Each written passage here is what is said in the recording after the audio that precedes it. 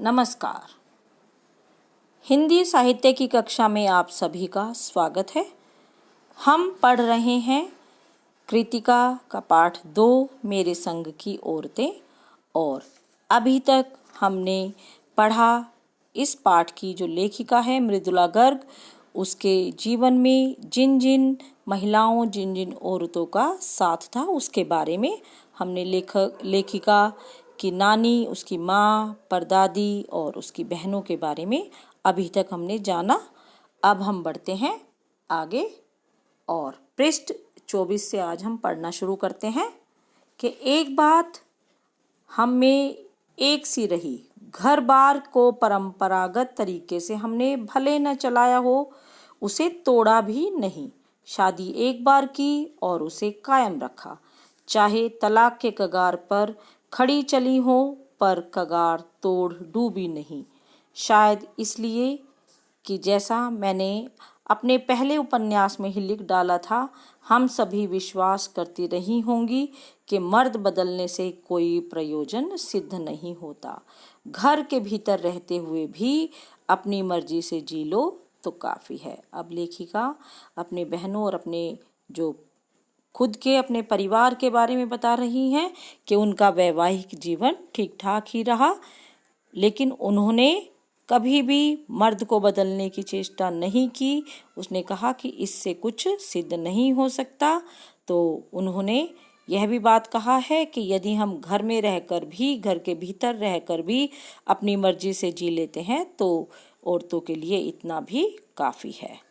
शादी के बाद मैं बिहार के ऐसे छोटे कस्बे डालमिया नगर में रही जहां मर्द औरतें चाहे पति पत्नी क्यों ना हो, पिक्चर देखने भी जाते तो अलग अलग दबड़ों में बैठते। दबड़े मतलब जो पिक्चर हॉल में जो बॉक्स बने हुए हैं, अर्थात ऐसा माहौल था कि यदि वहां पर पति पत्नी भी एक साथ नहीं बैठते थे। और लेखिका कहती है कि वे तो दिल्ली के कॉलेज में पढ़ी हुई, दिल्ली के कॉलेज से नौकरी छोड़कर वहां पहुंची थी। ऐसे माहौल में दिल्ली के माहौल और जो बिहार का छोटा कस्बा था उसमें बहुत ही अंतर था।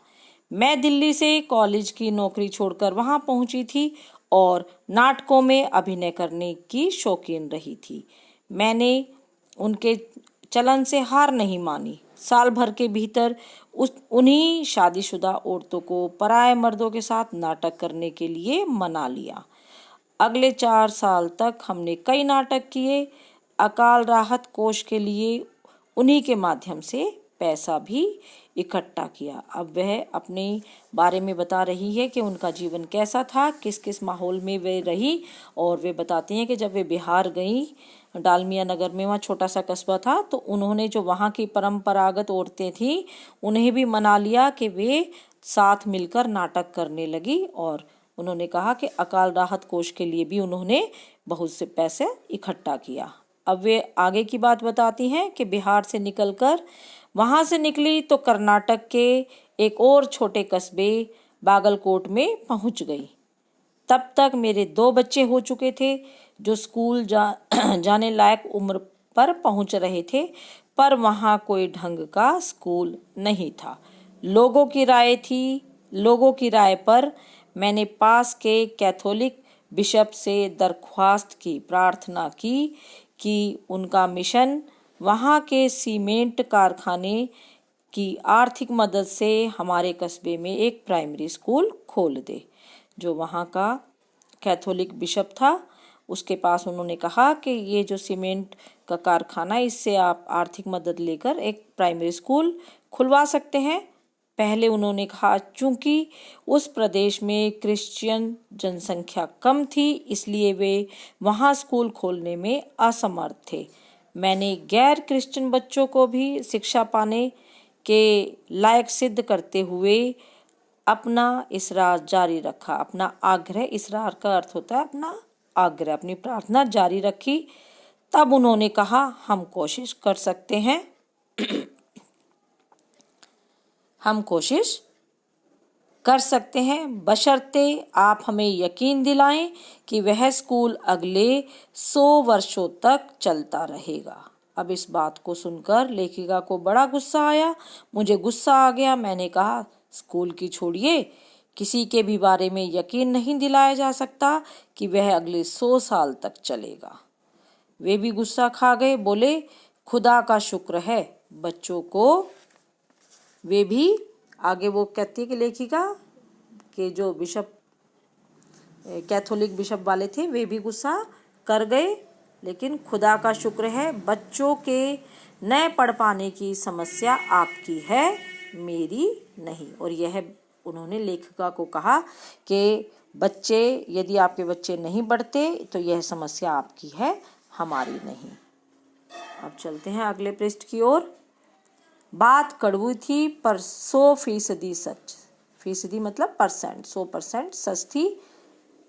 सच के आगे सिर झुकाने की हमारी बचपन की आदत थी, सो मैंने तय कर लिया कि मैं खुद अंग्रेजी, हिंदी, कन्नड़ 3 भाषाएं पढ़ाने वाला प्राइमरी स्कूल वहाँ खोलूँगी और कर्नाटक सरकार से उसे मान्यता भी दिलवाऊंगी। अब उसने जो मन में ठान लिया उसी के बारे में लेखिका कहती हैं कि वहाँ के अनेक मेहनती और खिसके लोगों की मदद से यह जो उसका व्रत था वह पूरा हुआ।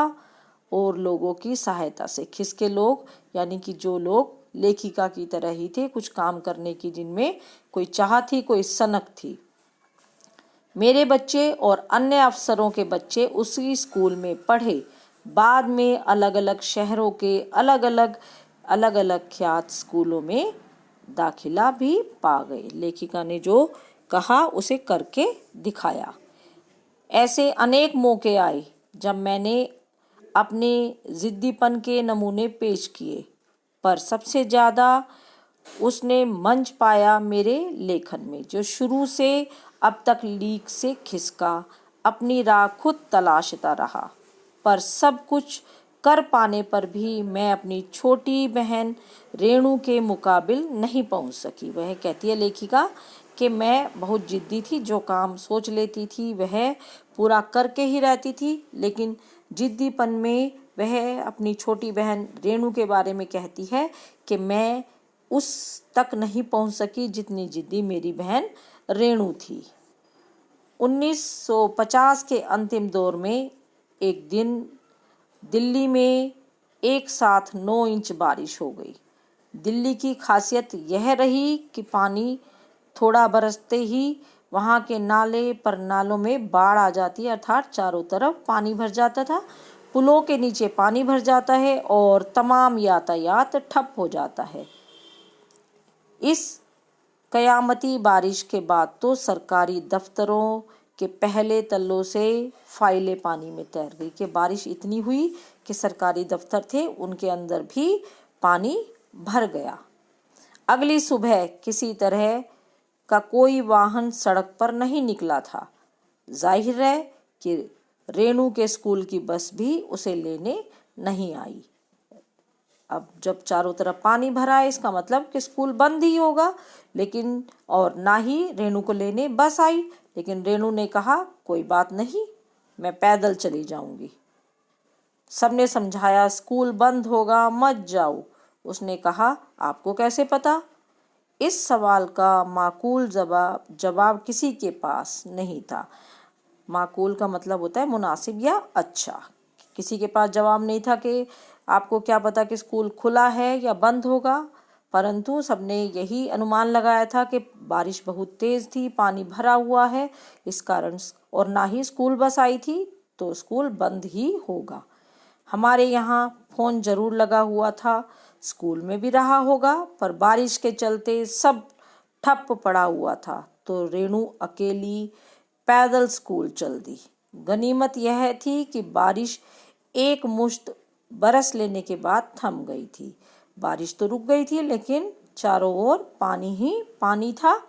सड़कों पर पानी था और बरस नहीं रहा था, तो रेणु 2 मील पैदल चलकर स्कूल पहुंची। जैसा हमने कहा था कि वह बंद था, लेकिन जो चौकीदार था रेणु को देखकर दंग रह गया। पर रेणु को कोई मलाल नहीं था, उसे कोई इस बात का दुख नहीं था कि वह 2 मील पैदल चलकर आई और स्कूल बंद मिला। वह वापस 2 मील चलकर घर पहुंची। सबने कहा हमने तो पहले ही कहा था। लेकिन इस बात का रेनू पर कोई प्रभाव नहीं पड़ा। उसने कहा कि कोई बात नहीं, लेकिन मैं स्कूल गई तो। उसने कहा स्कूल बंद था तो मैं वापस आ गई। इसमें आपका कहना कहाँ से आ गया? यानी कि उसकी जो अपने जिद थी वह उसे पूरी ही करके रहती थी। वह जिद्दीपन में मुझसे भी आगे थी, ऐसा लेखिका कहती है। सोचती हूँ कैसा रोमांच का अनुभव हुआ होगा उसे उस दिन। जगह जगह पानी से लबलब करते सुनसान शहर में निचाट अकेले, बिल्कुल अकेले अपनी धुन में मंजिल की तरफ चलते चले जाना। सच अकेलेपन का मज़ा ही कुछ और है। अब वह कहती है लेखिका कि हाँ, कैसे वह उसकी बहन रेनू पानी में भरे हुए जब कोई भी नहीं था और अकेली अकेली 2 मील पैदल चलकर ही स्कूल पहुंच गई। वह कहती है कि कभी कभी ज़िंदगी में अकेलेपन में भी बहुत मज़ा होता है। तो यह तो था पाठ 2 मेरे संग की औरतें। तो बच्चों, अब यहाँ यह पाठ समाप्त होता है। आज के लिए बस इतना ही। धन्यवाद। शुभ दिन।